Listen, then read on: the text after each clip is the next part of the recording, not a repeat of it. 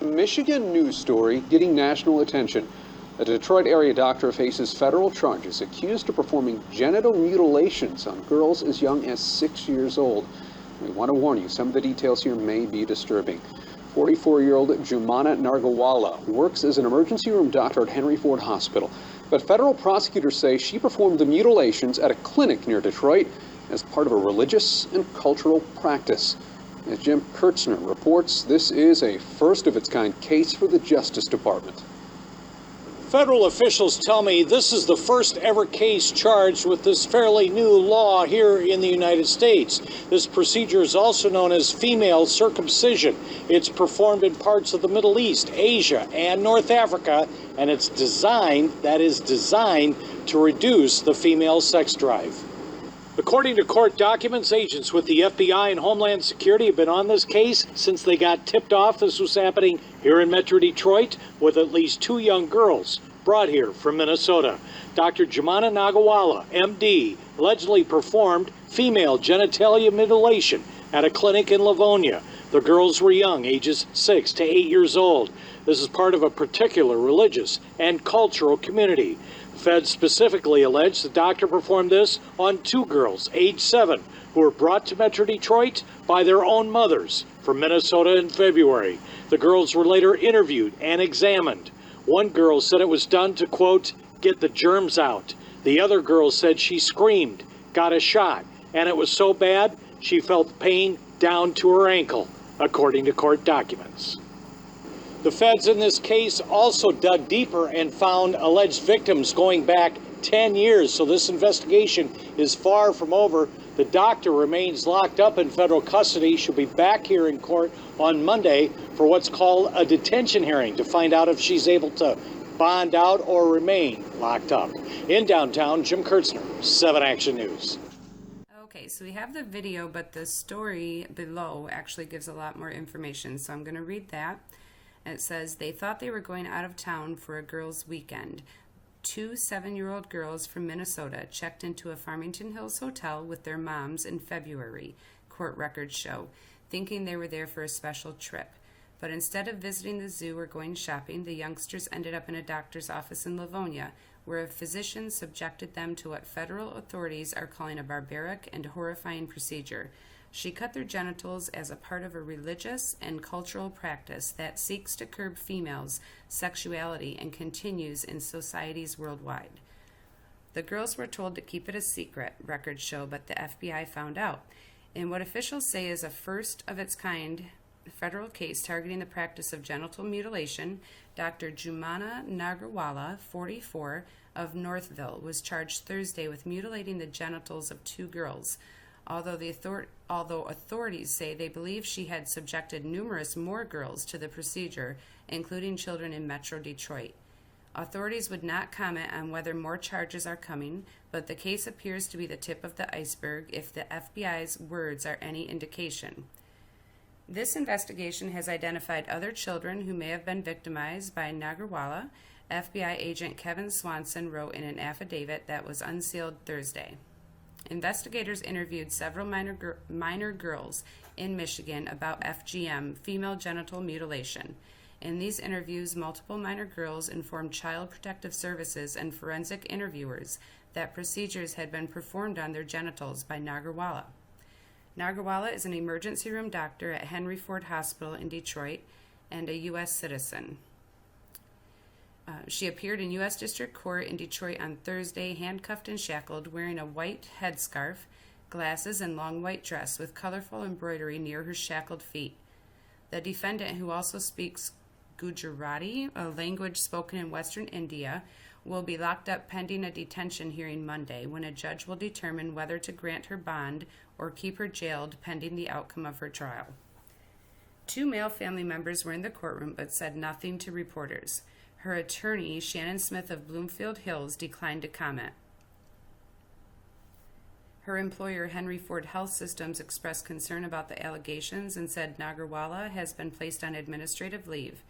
We are shocked by the allegations, Henry Ford Health Systems spokesman David Olajar said in statement, stressing the alleged criminal activity did not occur at any Henry Ford facility. We would never support or condone anything related to this practice. Authorities would not disclose what religion the defendant practices or what cultural group she is affiliated with, stating only that she is part of a religious and cultural community that's known to practice genital mutilation on girls. One Indian American leader told the Free Press that female genital mutilation is not a Hindu practice. In the U.S., genital mutilation qualifies as a criminal sexual act, as the intent of the procedure is considered to abuse, humiliate, harass, or degrade. The U.S. Attorney's Office says this is the first such criminal case in the country, with prosecutors relying on a federal law that criminalizes the practice of female genitalia mutilation, which is punishable by up to 5 years in prison. The doctor, however, could get 10 years to life in prison for another crime she was charged with: transportation of an individual with intent to engage in criminal sexual activity. The allegations detailed in today's criminal complaint are disturbing. The FBI, along with its law enforcement partners, are committed to doing whatever necessary to bring an end to this barbaric practice and to ensure no additional children fall victim to this procedure, Detroit's FBI chief David Gilios said. Especially egregious, authorities said, is that the accused is a doctor who is supposed to help and heal people. Female genital mutilation constitutes a particularly brutal form of violence against women and girls. It is also a serious federal felony in the United States. The practice has no place in modern society, and those who perform female genital mutilation on minors will be held accountable under federal law, stated acting U.S. Attorney Daniel Lemich. On Tuesday, authorities caught up with Nagarwala, who, according to court records, volunteered to be interviewed by a Homeland Security agent and Michigan Child Protective Services personnel. During her interview, she said that she is aware that female genitalia mutilation is illegal in the U.S., but denied ever performing the procedure on any children. She also said that she had no knowledge of the procedure being performed on anyone in her cultural community. Nagarwala earned her medical degree from Johns Hopkins University in 1998, according to the Henry Ford Health System's website.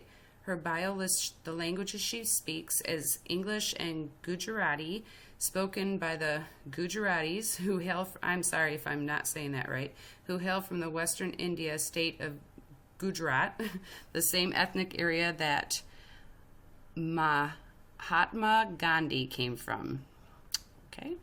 According to an online petition at change.org, there's a movement in India to end female genital mutilation with a small Muslim sect known as Dawoodi Bohra. Gujarat is predominantly Hindu, but there are also significant populations of Muslims, Christians, and Jains, according to a 2011 census. For Sri Kamajala, president of the Indian Association of Minnesota, the case of the Michigan doctor is both shocking and deplorable, he said, stressing that genital mutilation is not a Hindu practice or a condoned practice in India. What shocks me is I have never heard of this in India. It's totally brutal. You can't even think of your little girls going through this stuff. I don't know what to say. We as a community totally condemn these kind of acts. I'm really sorry to hear this. I can't find words. It's ridiculous. According to court documents, investigators relied on cell phone records and surveillance video to piece together the case against Nagarwala. It's unclear what led them to the doctor to begin with. According to the complaint, federal investigators at some point received a tip that Nagarwala had performed genital mutilation on 2 young girls in Livonia, so they followed up with an investigation. First, they searched the doctor's phone records, which revealed a string of phone calls in February between the doctor and a Minnesota couple with a 7-year-old daughter. Then, with the help of cellular records and surveillance video, federal agents learned that a 7-year-old girl and her mother had traveled to Metro Detroit on February 3rd and stayed at a Farmington Hills hotel, along with another 7-year-old girl and her parent. The next day, they were back in Minnesota, phone records show. But while in Metro Detroit, the girls visited Nagarwala at an unnamed Livonia clinic and underwent genital mutilation procedures, court records state. A month after the visit to Detroit, both girls interviewed with a forensic expert with the FBI. One of the girls said that she thought she was coming to Detroit for a special girls' trip, but after arriving at the hotel, she learned that she and the other girl had to go to the doctor because our tummies hurt. Well, at the doctor's office, a procedure to get the germs out of her was performed, the complaint stated. The girl was given a pad to wear and was told not to talk about the procedure, the complaint said. A second girl told a similar story, telling the investigator that her parents told her that the procedure is a secret and that she is not supposed to talk about it. On April 10 and 11, a medical doctor in Minnesota performed medical exams on both girls pursuant to a search warrant. That doctor told the FBI that both girls' genitals were not normal in appearance and had been altered or removed. The parents of one of the girls were interviewed by Minnesota Child Protective Services personnel and a federal agent.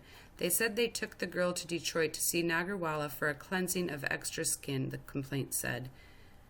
According to the World Health Organization, female genital mutilation is an internationally recognized violation of human rights of girls and women. However, more than 200 million girls and women alive today have been cut in 30 countries in Africa, the Middle East, and Asia. The practice is most common in certain regions of Africa, the Middle East, and Asia, as well as among migrants from these areas. In some Middle Eastern and African countries, genital mutilation is considered a rite of passage, with part or all of the genitals getting cut off with razors or knives, often without anesthetic, to make girls clean and pure and ready for marriage. In countries such as, I can't even say that, Egypt and Somalia, more than 90% of girls undergo some form of gender mutilation, some during infancy. So there's the story that was like really long compared to the little video they provided. But in Detroit is where this happened, and I'm sure most people are aware of the big Muslim community in Detroit and in and around Detroit. And so I would also invite you to go back and look at this video that I made called The Obama-ISIS Connection, End Time Prophecy. And I'll leave a link for that as well. And then one that's even more recent was that I just did. Women's March organizer Linda Sarsour, fake feminist and defender of Sharia law. This one is directly related. So I would invite you to go and watch that one too. And then the lady here in this video is also being attacked, basically, for speaking out against female genital mutilation, Sharia law, and jihadism. She's receiving violent threats. So, and then I also found a recent article, and I'll leave links to all these. This one was, when was this published? Oh, wow, just today. It says published 2 days ago. Oh, it was updated today. Okay. So anyway, this one's called Sharia Cop Cracks Down on Minnesota Muslims. And those little girls were from Minnesota. So, but this is basically the first, I'll just read the first sentence and you can go and take a look at this article. All this stuff is related though.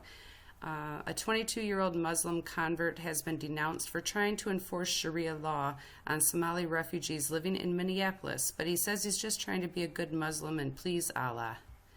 So I would invite you to read that as well. And like I said, I'll leave links to everything. So